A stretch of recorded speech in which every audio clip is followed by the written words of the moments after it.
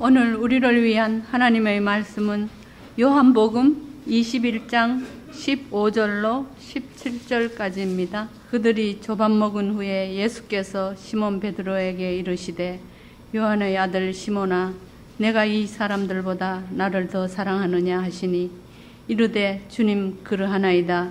내가 주님을 사랑하는 줄 주님께서 아시나이다.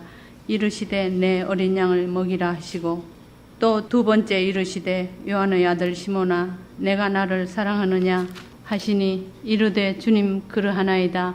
내가 주님을 사랑하는 줄 주님께서 아시나이다. 이르시되 내 양을 치라 하시고 세 번째 이르시되 요한의 아들 시몬아 내가 나를 사랑하느냐 하시니 주께서 세 번째 내가 나를 사랑하느냐 하시므로 베드로가 근심하여 이르되 주님 모든 것을 아시오매 내가 주님을 사랑하는 줄을 주님께서 아시나이다. 예수께서 이르시되 내 양을 먹이라. 우리를 위한 하나님의 말씀입니다.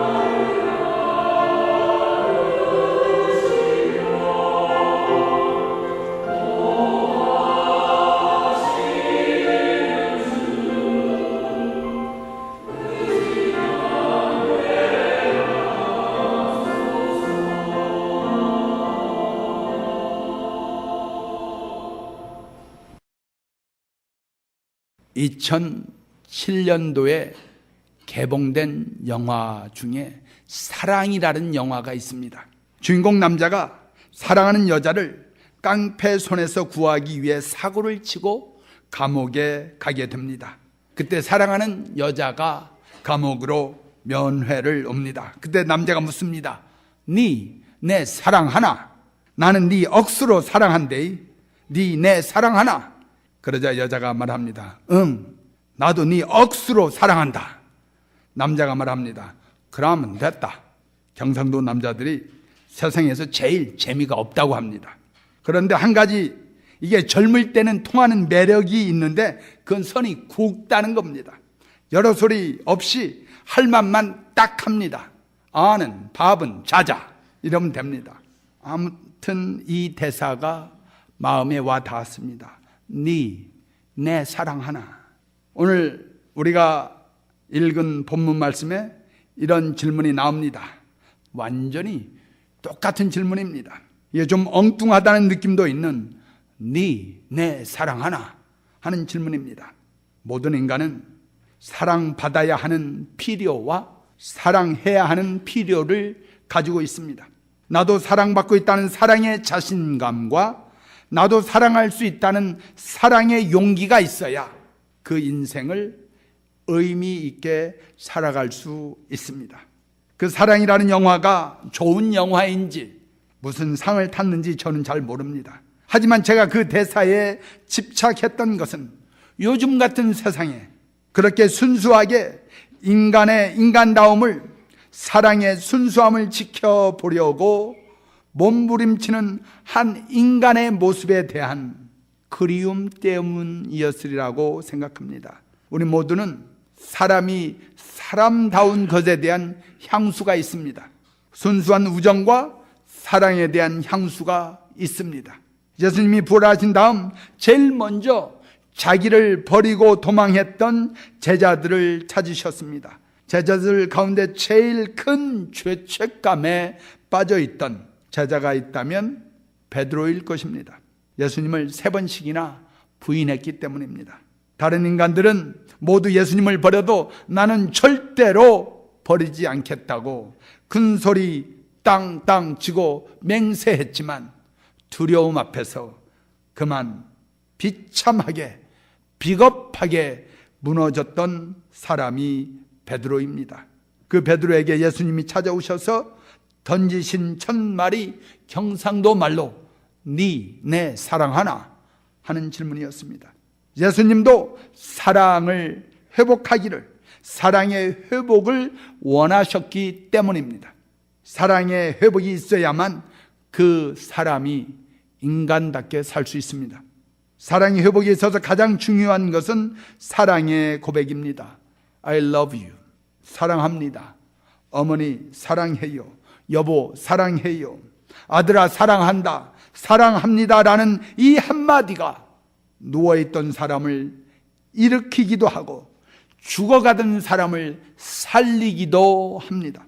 오늘 우리가 세상을 살면서 행복을 알고 기쁨을 가지고 소망을 담고 살아가는 힘이 되어주는 것은 우리에게 들려준 사랑한다는 그 말이고 그 사랑 이야기가 있기 때문일 것입니다. 부모님의 사랑, 자녀의 사랑, 연인들의 사랑입니다. 우리 모두는 사랑에 빚진 자들입니다.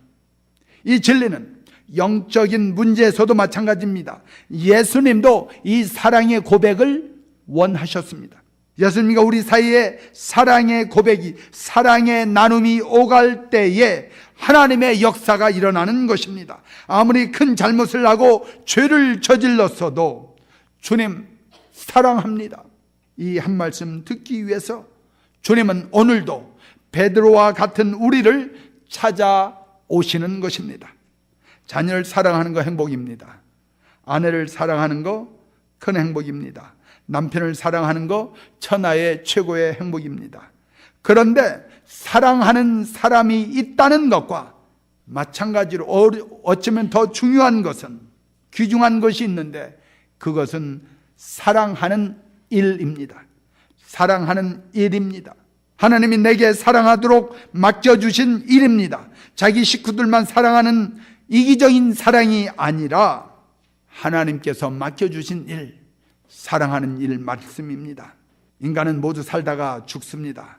그렇기 때문에 부모가 자녀를 사랑하는 것도 한계가 있습니다. 살아있을 때 밖에는 할 수 없습니다.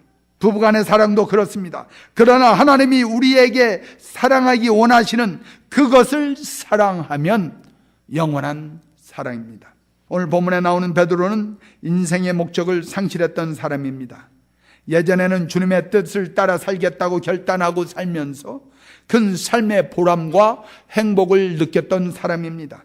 그러나 예수님을 3번씩이나 배반하고 난 뒤에 그의 인생은 큰 좌절로 가득했습니다. 무거운 죄책감에 빠져 있었습니다. 결국 인생의 목적과 방향을 상실했습니다. 그런데 예수님이 그를 찾아오셔서 네가 나를 사랑하느냐고 물어주신 것입니다. 사랑을 회복시키시기를 원하셨던 것입니다. 네가 나를 사랑하느냐 3번 물으시고 그에게 다시 일거리를 주십니다. 내 양을 치라, 내 양을 먹이라. 쓸모없던 인간을 쓸모있는 인간으로 만드셨던 것입니다. 다시금 인생의 목적과 목표를 주십니다. 한번 살다 죽을 육신을 가진 존재이지만 이제는 영원한 삶을 살 수 있게 하신 것입니다. 영국 속담에 하루가 행복하려면 이발을 하라. 한 주간 행복하려면 자동차를 사라. 한 달간 행복하려면 집을 사라. 1년간 행복하려면 결혼을 해라. 그러나 영원히 행복하려면 예수를 믿으라. 이런 말이 있습니다. 가톨릭 신부들이 이 말을 조금 돌려서 이렇게 말합니다. 하루가 행복하기를 원하거든 술에 취하라. 1년이 행복하고 싶거든 결혼하여라.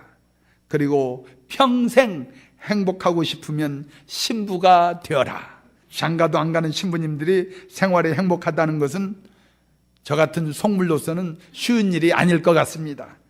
제가 오래전에 읽은 재밌는 책이 있는데 치마 입은 남자의 행복이라는 책입니다. 신부님들이 이렇게 치마처럼 생긴 옷을 입지 않습니까? 신부님 58명의 세상 사는 이야기를 묶어놓은 것인데 가톨릭 신부님들을 이해하는 데 도움이 되기도 하고 참 깊은 생각을 하게 하는 좋은 책이었습니다. 거기에 이런 말이 나옵니다. 사랑받고 사랑하는 여인이 한 사람도 없는 처량함, 눈먼 자식 하나 없는 쓸쓸함, 새빵 한 칸 얻을 돈도 없는 비참함, 아무것도 자랑할 것 없는 무능함, 그러나 하나님으로부터 오는 행복과 기쁨, 즐거움과 희열이 없다면 나는 무척 우울했으리라. 하나님으로부터 오는 행복과 기쁨, 하나님을 섬기는 즐거움과 희열이 있기에 그 모든 외로움과 쓸쓸함과 처량함을 이겨내고 오히려 행복할 수 있다라고 하는 고백입니다. 베드로가 예수님을 배반한 이후에 깨달은 것은 이제는 더 이상 그에게는 사랑할 사람도 없어지고 사랑할 일도 없어져 버린 것입니다. 우리도 그런 형편에 처할 때가 있습니다. 열심히 땀 흘려 나의 모든 것을 내어놓고 사랑할 나의 인생의 목표와 목적이 없어졌을 때입니다. 저도 제 짧은 인생을 돌아보면서 위기를 맞이했을 때가 언제인가를 생각해 보면 바로 나의 인생의 목적과 목표가 흔들렸을 때입니다. 물론 아버님, 어머님이 돌아가시고 자식들에게 어려움이 있었다거나 먹고 사는 것이 시원치 않아서 걱정하던 때도 어려웠던 것은 사실입니다. 그러나 그런 어려움은 모든 사람들이 가지고 있는 어려움입니다. 이겨낼 수 있고 이겨내야 하는 어려움입니다. 아무리 어려워도 결국에는 박차고 일어나야 하는 것입니다. 그러나 인생의 목적과 목표가 흔들릴 때, 열심히 사랑할 대상을 잃어버렸을 때, 내 인생 모든 것을 바쳐서 살아야 할 하나님의 일로부터 내가 떨어져 나갔을 때, 이것이 진짜 위기입니다. 저는 부활하신 주님이 갈릴리 호숫가로 찾아오셨을 때에 베드로의 심정을 그래서 조금은 이해합니다. 한마디로 염치 없고 면목 없고 어디로 숨고 싶을 정도로 창피함의 극치를 이루는 장면입니다. 요즘 젊은 사람들의 말로 죄송합니다. 쪽팔리는 순간입니다. 쥐구멍이 바늘구멍만 해도 들어가고 싶은 기가 막히게 민망한 상황입니다.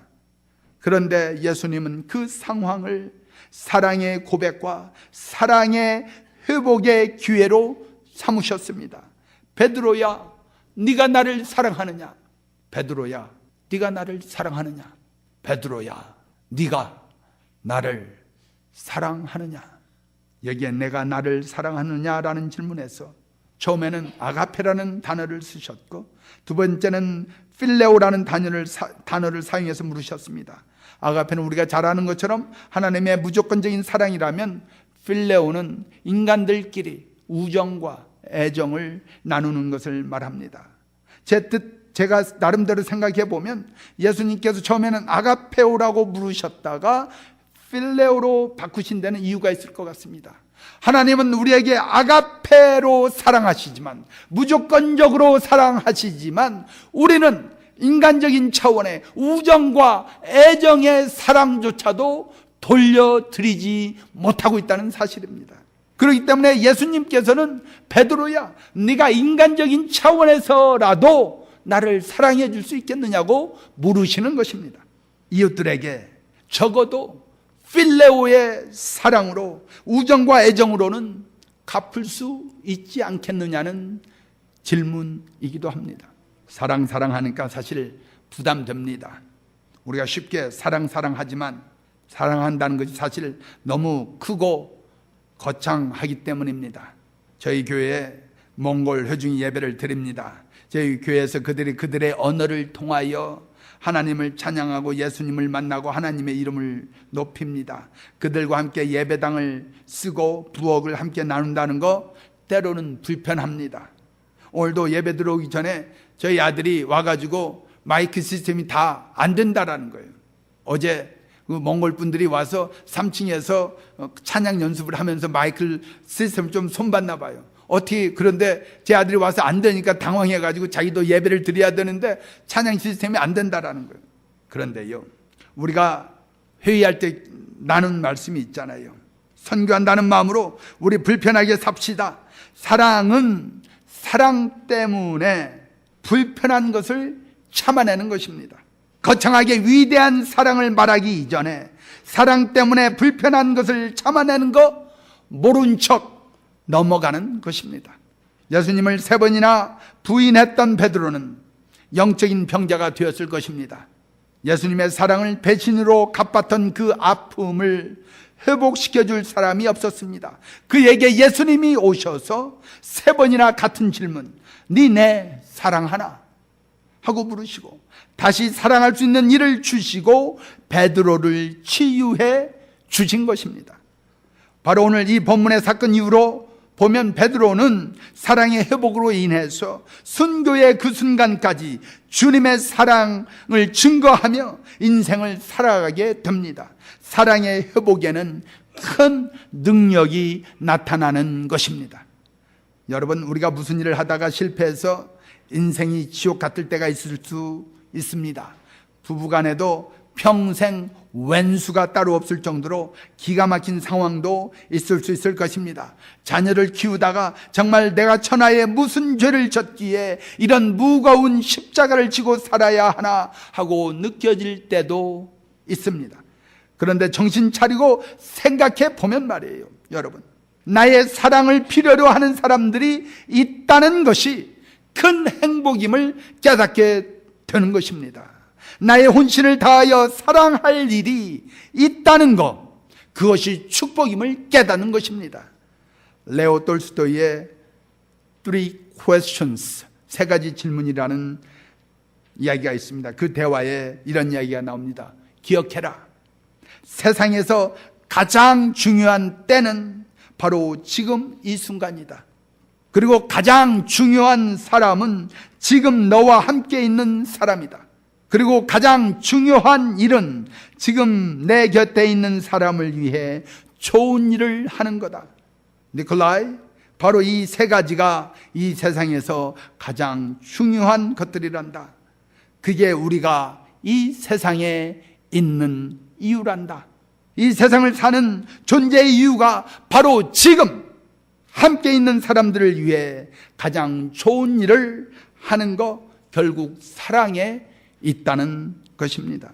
때로는 내가 하는 일이 지겹고 힘들 때도 있을 것입니다. 그러나 그 일이 하나님이 나에게 맡겨주시는 하나님의 사랑의 일임을 다시 깨닫고 나면 평생 사랑할 일입니다. 지금 우리에게 주어진 일들이 하나님이 나에게 맡기시는 선교의 현장임을 깨닫게 되면 그 일은 축복이 되는 것입니다. 여러분, 가정주부는 가정이 선교의 현장입니다. 장사하는 사람은 사업이 선교의 현장입니다. 나에게 주어진 가정과 일터가 하나님께 영광 돌리고 하나님의 일을 하는 선교의 현장이라는 말씀입니다. 사업을 하십니까, 여러분? 사업을 잘해서 회사의 직원들을 잘 먹이셔야 합니다. 손님들의 필요를 잘 충족하셔야 합니다. 역시 예수 믿는 장사꾼들은 다르구나. 자기 이성만 차리고 수단 방법을 가리지 않는 것이 아니라 사업을 통해 다른 사람들을 살리고 먹이는 일을 하는구나. 이런 칭찬을 들어야 하는 것입니다. 아이들을 키우십니까? 잘 돌보고 잘 교육하셔야 합니다. 자기 자식 신주단지 모시듯 버릇없고 이기적인 아이들을 만들면 세상도 피곤하고 본인도 피곤합니다. 의사이십니까? 간호사이십니까? 환자들을 주님의 마음으로 잘 돌보셔야 합니다. 세탁소를 하시는입니까? 내가 빠르지는 옷 입고 손님들이 행복하게 살도록 기도해야 합니다. 예수님을 사랑하는 일은 내 삶에 오늘 실천되어야 하는 구체적인 삶의 현실입니다. 내 일터에서 나 때문에 예수 믿는 사람이 생기는 전도가 예수님을 사랑하는 일입니다. 내 가정에서 내가 부모 노릇 잘해서 내 자녀들이 예수 잘 믿어야 예수 사랑입니다. 신학적인 용어로 실천적 무신론자라는 말이 있습니다. 입으로는 그 예수를 구세주라고 고백하지만 삶에 있어서는, 실천에 있어서는 무신론자라는 말입니다. 그렇게 되면 곤란하지 않겠습니까? 세상 살면서 나 하나 내 몸뚱아리 하나 잘 먹고 잘 살려고 버둥거린다면 그 인생 비극입니다. 그것은 사랑이 아닙니다. 네가 나를 사랑하느냐? 나를 희생해서라도 사랑할 사람들, 사랑한 일들을, 그렇기 때문에 우리는 회복해야 하고 회복시켜야 하는 것입니다. 정말로 행복하기를 원하신다면 우리는 사랑해야 할 것입니다. 결국 우리 인생의 판가름은 사랑입니다. 네가 나를 사랑하느냐? 내 양을 먹이라. 인생 목적입니다. 우리 주님이 우리에게 인생의 방향과 목적을 주시는 것입니다. 내 양을 쳐라 먼저 말씀하시지 않았습니다. 무슨 일을 해도 주님 사랑하는 마음으로 하라는 말입니다. 주님 사랑하면서 주님 사랑하고 양을 치라는 말입니다. 물으시는 주님에 대한 사랑은 내 양을 먹이라로 실천되는 것입니다. 우리 주님이 우리에게 요구하시는 것은 어떤 대단한 위대한 업적을 남기는 것이 아닙니다.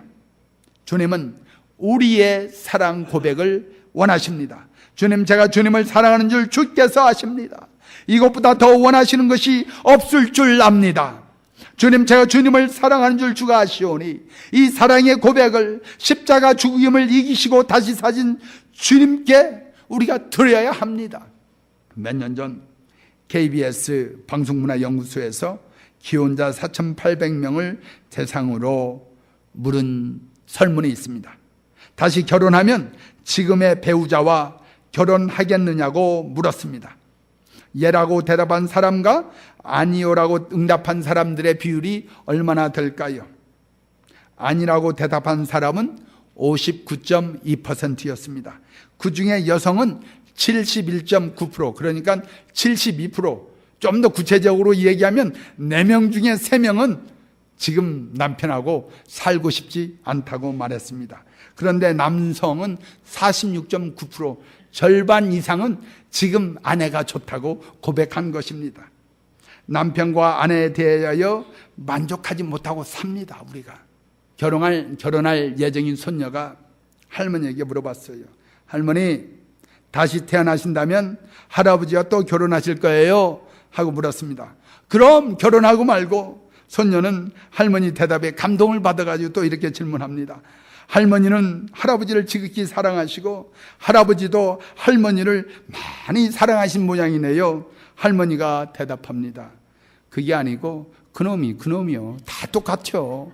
부부가 행복하게 사는 비결이요, 상대방에게 두 번째 기회를 주는 것입니다.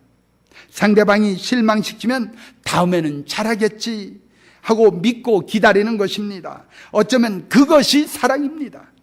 베드로에게 다시 한번 기회를 주시고 또 일거리를 주셨던 예수님께서 우리에게도 세컨 찬스를 주시고 우리의 사랑을 회복시키시고 우리를 회복시키시는 분이십니다. 지금 우리 자신을 바라볼 때 베드로와 같이 고개 숙인 모습으로 주님, 제가 주님을 사랑하는 줄 주께서 아십니다. 기어가는 목소리로 대답할 수밖에 없는 부끄러운 삶일지도 모릅니다. 주님은 그 베드로를 다시 부르시고 내 사랑하나 하고 부르시고 다시 한번 사랑하는 일을 맡기셨습니다. 그 주님이 또한 우리를 사용하셔서 언젠가 우리도 세상 그 어느 것보다도 주님을 더욱 사랑한 믿음의 사람으로 평가해 주실 줄 믿습니다. 세상 그 어느 것보다 주님이 사랑하신 그것을 더욱 사랑하기를 사모하는 우리가 되기를 바랍니다. 하나님께서 우리를 잡초 같은 인생에서 우리를 불러주시고 꽃으로 바꿔놓으셨는데 그것이 바로 하나님의 사랑입니다. 김춘수 시인은 꽃이라는 시로 사랑을 이렇게 표현합니다. 꽃, 내가 그의 이름을 불러주기 전에는 그는 다만 하나의 몸짓에 지나지 않았다. 내가 그의 이름을 불러주었을 때 그는 나에게로 와서 꽃이 되었다. 내가 그의 이름을 불러준 것처럼 나의 이 빛깔과 향기에 알맞은 누가 나의 이름을 불러다오. 그에게로 가서 나도 그의 꽃이 되고 싶다. 우리들은 모두 무엇이 되고 싶다. 너는 나에게, 나는 너에게 잊혀지지 않는 하나의 눈짓이 되고 싶다. 오늘 저와 여러분은 우리 주님의 사랑 때문에 이 자리에 이렇게 나올 수 있었습니다. 아무것도 아닌 무의미한 인생이었지만 하나님께서 우리의 이름을 불러주시고 용서해 주시고 사랑해 주심으로 잡초처럼 살던 인생이지만 하나님의 사랑 때문에 주님께서 저를 불러주심으로 저는 꽃이 되었습니다. 우리 주님 사랑 감사해서 주여, 내가 주를 사랑하나이다. 주께서 저를 불러주셔서 제가 꽃이 되었습니다 하고 사랑의 고백이 이루어지고 하나님과의 사랑이 회복되고 또 여러분의 가정이 회복되는 축복이 임하시기를 우리 주 예수 그리스도의 이름으로 축원합니다.